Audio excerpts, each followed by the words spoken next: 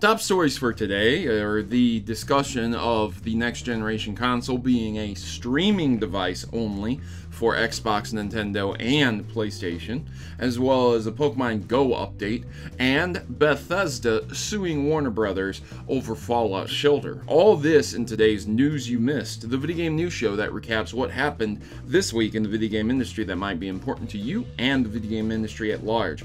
Ladies and gentlemen, before I get too far into this, I just wanted to promote Snacky Box, a company that sends me a box of good old Japanese snacks as well as Asian themed snacks. These are snacks that you likely wouldn't find in your country. If you guys are interested in getting your hands on a Snacky Box, just take the link in the description below and you can find out for yourself if you're interested in some of these snacks. So, ladies and gentlemen, time to jump in the news, and we are detailing and discussing if streaming is the future for console gaming. And it might be screwed if it is. Now, this is an opinion piece over at Gizmondo. You can consider it what you want. Maybe you're in favor of streaming. Maybe you don't even want to own actual physical media. It's getting really tiring carrying around all those discs and boxes, I guess. I'm one of those people who are completely against streaming because I've never seen it implemented perfectly. It only takes one disconnect from a very long, difficult session in a game to take you straight out of the game. Think about it.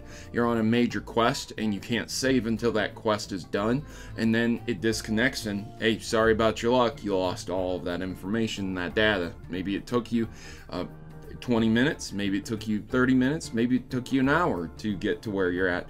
That would really suck, and that can take someone out of the game. Now, that's all this article is talking about, just rumors, talking about all of this stuff and the potential. But there's one big argument that is against the potential for the next consoles being streaming devices only. That not everyone in the world has internet, and or reliable internet. Even the ones who do have internet often have to frequent cafes of sorts. So not everyone has reliable home-based internet in their country or at their location.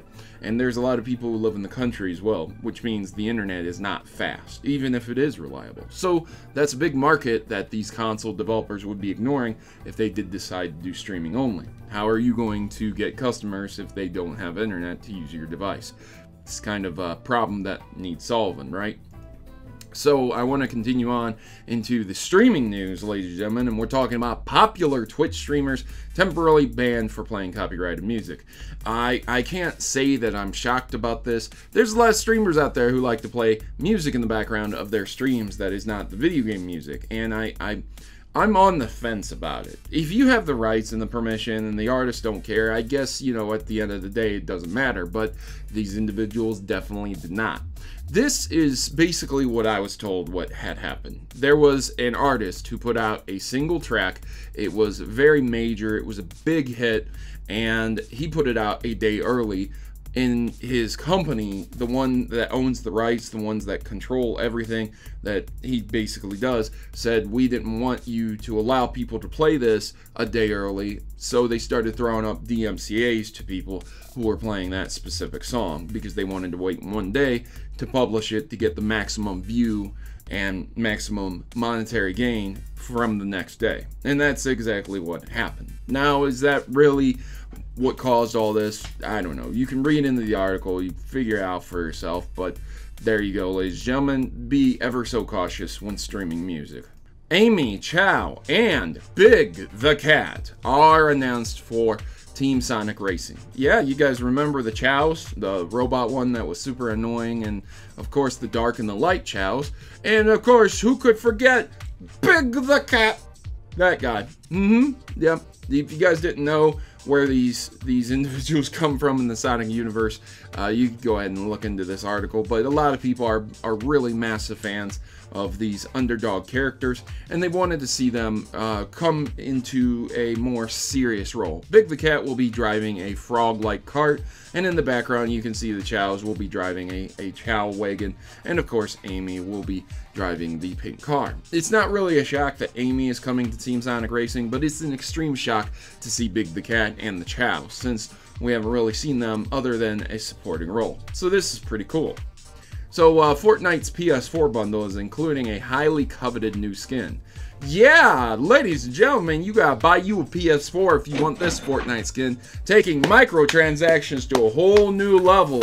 Woo! This is hot off the heels of PlayStation not really wanting to play well with others. You remember that whole crossplay debacle where PlayStation said that they're not going to crossplay because they can't really trust the other servers and what will happen to their players on other servers?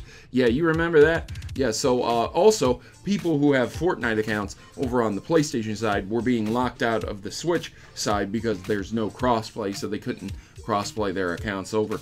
It's really nasty situation. Now they're releasing an exclusive PS4, so there you go. You don't have an excuse, okay? When you're complaining about not being able to crossplay Fortnite, just go buy the Fortnite PS4 edition and get that sweet skin.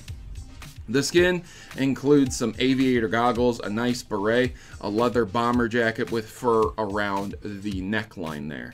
The collar is fur. It's really cool. It's a really cool skin. There's no questioning that. But would I buy a PlayStation 4 just for a skin? I don't think so. It comes with the full game, 500 V-Bucks. God, just 500 V-Bucks and that's it.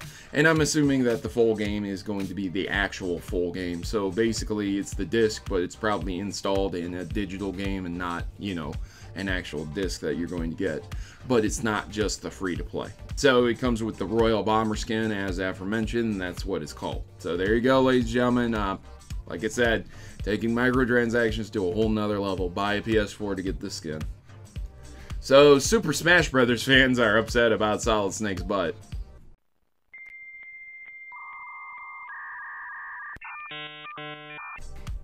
You know, it's every week. It's every week. 1 week, people are upset that Waluigi isn't in Super Smash Brothers. The next week, Solid Snake's butt just doesn't look good enough. The internet. You're going surfing on the internet.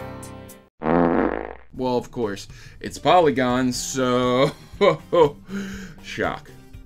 Anyways, one of the biggest stories that have come out is that Bethesda is suing Warner Brothers, and they call its WestWorld game a blatant ripoff of Fallout Shelter. So this is in the stages of the allegations, so there's nothing proven yet. They have not stepped into court yet. So these are all allegations, but I mean, it's pretty much the same thing. In my own personal opinion, I gotta tell you, it seems like a ripoff, like a complete and total ripoff. Bethesda has made quite a lot of money on Fallout Shelter, and I can understand why they would want to sue over this. I gotta tell you, there's one major piece of damning evidence that will just completely shut out Warner Brothers over this. And it seems that there's an early bug that was in Fallout Shelter that is identically found in WestWorld. Yeah, an early bug in the same two games. Yeah, it's not good. When you have the same exact glitch and the same exact bug, you gotta save for a minute. Hey, hang on a second. Did you just literally steal our game? Basically, what's being alleged is that they had access to the assets, they had access to the engine, they had access to everything, and they stole the game and made it their own. And that is what's being alleged. So it's basically a clone of Fallout Shelter, and they are not going to have that. So they are definitely going to be suing it. If you look at the game, even the story and the gameplay and the style look almost identical. If those had been slightly different in some way, shape, or form, I could kind of understand and say, okay, you know, it looks very similar, but it plays completely different, but it doesn't. It's basically an underground survival simulator. So, hey, there's that. And finally, closing out the news, we have Alolan Pokemon being found wild in Pokemon Go. So if you guys were looking for some Alola Pokemon, right now I have seen Rattata and Raticate. These are new Pokemon that you can capture that you might not have. We've already had the introduction of Executor's Alolan form, as well as eggs being gifted over by friends via adding a friend and receiving a gift. You might be able to get an egg that's going to hatch into an Alolan Pokemon. So there you go, ladies and gentlemen. That's this episode of News You Missed. Hope you guys enjoyed it, and if you did, make sure to leave me a big thumbs up. If you didn't enjoy it, leave me a thumbs down and tell me what I can do better. And I've been your host, Protomario, and I'm signing out. As always, good gaming, God bless, and thank you for taking the time out to watch this video. I'm on the road to 1 million subscribers, and you're one click away to help me accomplish my dreams absolutely free. I'll see you guys in the next episode, and I hope you have a great day. As always, good gaming, God bless, and I'll see you guys later.